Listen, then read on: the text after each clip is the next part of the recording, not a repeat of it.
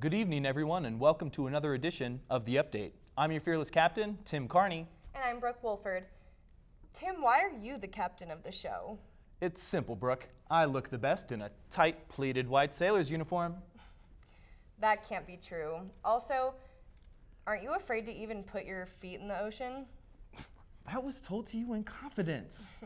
Alarming, truly. Beloved viewers, here's what you should be caring about. Our top story this week keeps us right in the good old state of Washington, and yes, it's also a state for those of you thinking of the weird giant man in a chair. Police have not yet released the name of a 43-year-old man who shot and killed himself while attempting to take a selfie with his handgun. According to reports, the man believed the gun to be unloaded when he put it up to his temple. No word yet on whether the man was in more of a noir filter mood or more of a Nashville filter mood. We're guessing the former, but then again, we don't pretend to be experts on what types of contrasts bring out the ridges in a handgun the best. President Obama has announced his nomination for the new vacancy on the Supreme Court after Antonin Scalia's death, though leaders in the Republican Party have vehemently said they will not accept any nomination until our new POTUS is elected. Now, while President Obama's appointee, Judge Merrick Garland, is a solid choice, we here at The Update believe the current presidential candidates might have even better options. For example, the Costco employee who always hands out free samples could be a strong appointee for Senator Bernie Sanders. Then again, it'd be hard to argue with Chuck Norris in his Walker Texas Ranger outfit sitting on the bench should Ted Cruz get the decision. Or maybe for Hillary Clinton, we'll get to see Mrs. Hafer from Drake and Josh get the appointment. She was always such a cruel bitch.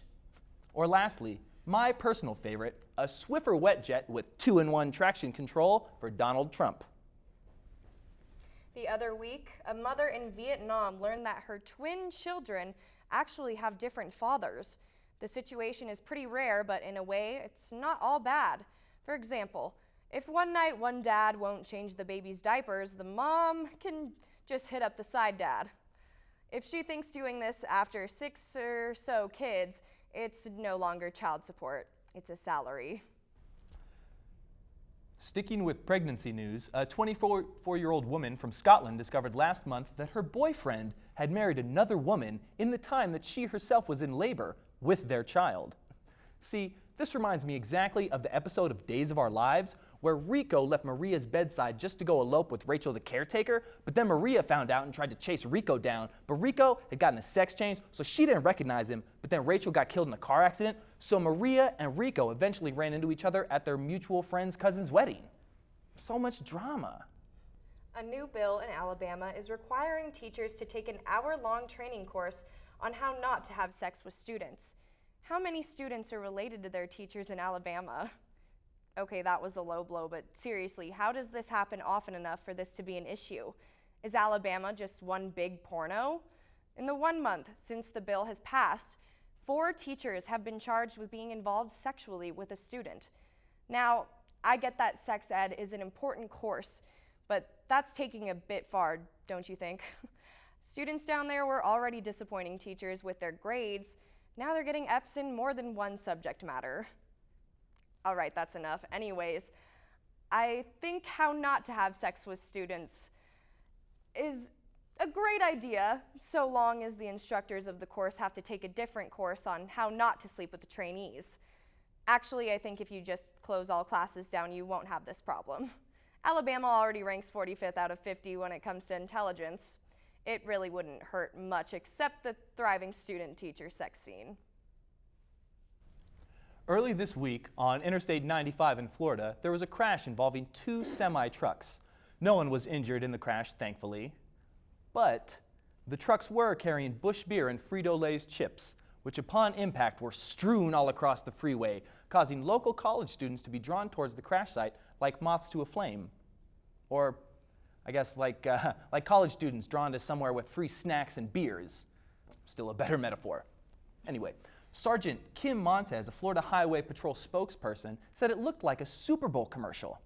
It's also the closest a team from Florida will get to a Super Bowl without hosting for the foreseeable future. The Frito-Lay truck had stopped on the shoulder because of mechanical problems, and the truck with the beer accidentally swerved into him while avoiding another car. The driver fervently denies that he just wanted some Doritos. The state of North Carolina has decided to crack down on people speeding in their cars, which they're looking to do with a new slogan to spread their resolve. Simply, it reads, "Obey the posted speed limit or pay a fine, even if you're going a bit over." It seems less like a slogan and more what my mom would say if she were British. "Obey the posted speed limit or pay a fine, even if you're only going a bit over." This is a more informative pamphlet than a slogan. "Drive hammered, get nailed." That was a good slogan. We asked the city council to come up with slogans for other crimes, and here's what we got. For jaywalking, it is, "How about you use the crosswalk, and I don't mean next to the crosswalk, and please wait for the green hand to pop up before crossing after looking both ways." For kidnapping, it'll be, "Hey you, you'll be fined if you get caught." Luckily, they didn't follow their dreams to work for a TV show and became politicians instead. Speaking of politicians, Tim? In a recent interview with CNN reporter Anderson Cooper, Donald Trump revealed his confusion regarding the difference between religion and terrorism when he said he thinks Islam hates us. When Cooper tried to get Trump to reiterate what he meant, Trump simply stated, "You're going to have to figure that out, okay? You'll win another Pulitzer."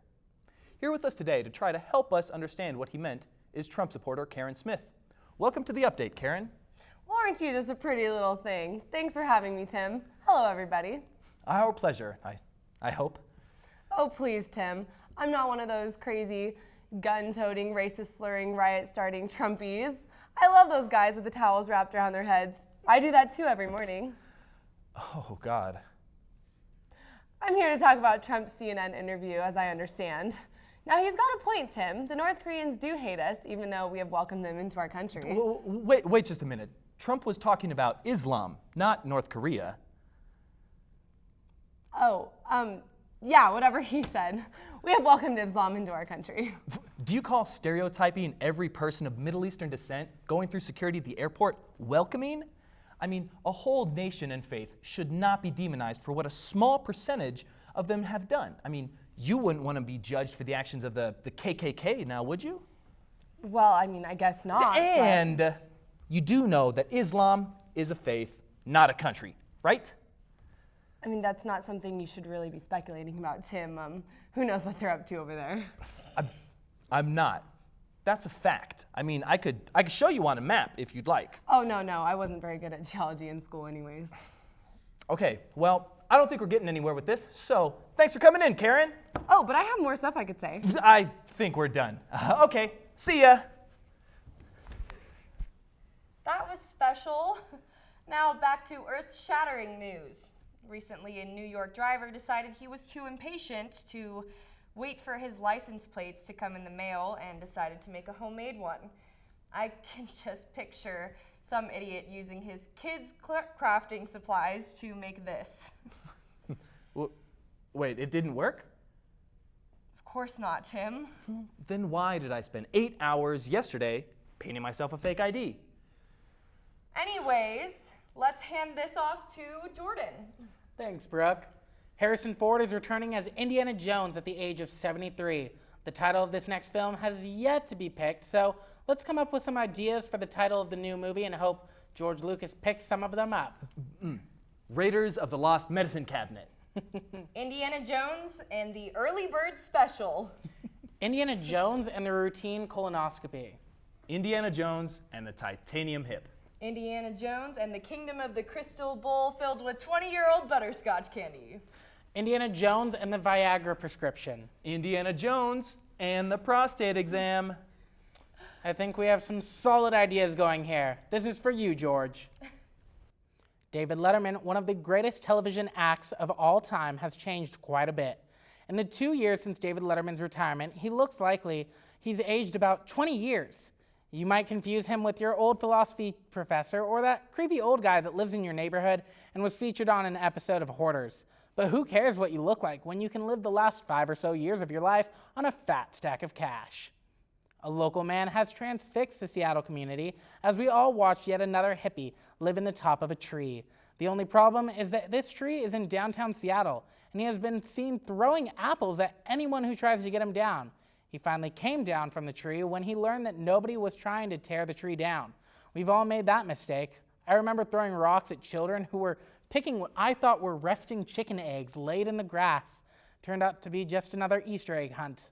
My bad. Lastly, it seems as though whatever higher power there is in the universe does in fact want human beings to be happy. It was announced recently that Mean Girls, the much beloved and much quoted 2004 movie, will be hitting the stage for a musical version. As much as we'd love to see Lindsay Lohan stumble to try and find her marks, no word has been released as yet as far as casting is concerned. Will there be a song exclusively about the dangers of chlamydia? We sure hope so.